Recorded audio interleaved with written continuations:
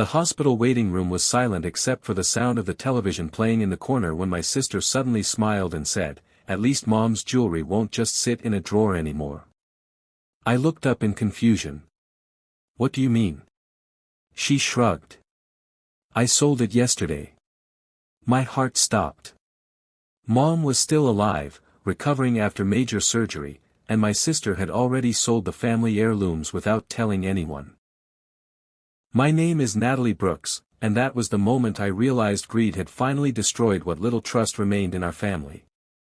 My mother had spent 40 years collecting small but meaningful pieces of jewelry. None of them were worth millions, but every necklace, bracelet, and ring carried a memory. Dad had given her a sapphire necklace on their 25th anniversary. Grandpa had left her a vintage pocket watch. Grandma's wedding ring had been passed down through 3 generations. To everyone else they were valuables. To Mom they were pieces of her life. During the last 5 years, I was the one who drove Mom to doctor's appointments, helped her shop for groceries, cleaned her house, and stayed overnight whenever she felt sick. My sister Lisa rarely visited unless she needed money. She always joked that memories didn't pay bills.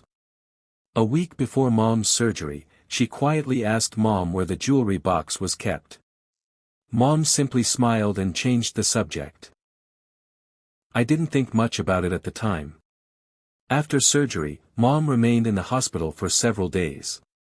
While I stayed with her, Lisa used the spare key to enter Mom's house.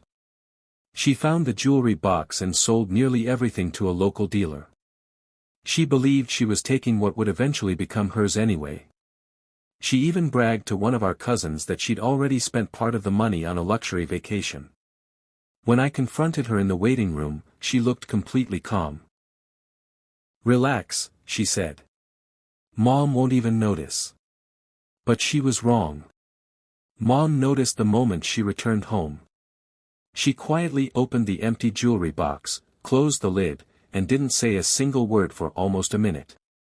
Then she looked at me and asked me to bring the small blue envelope from her bedroom drawer.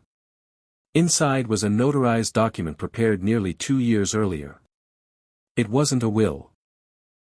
It was a legal inventory listing every piece of jewelry she owned and clearly stating that each item belonged to me upon her death because I had been the one preserving our family's history. Attached to the inventory were photographs, insurance records, serial numbers, and appraisal certificates for every valuable piece. Mom had prepared everything after Lisa once tried to borrow one of her rings without permission.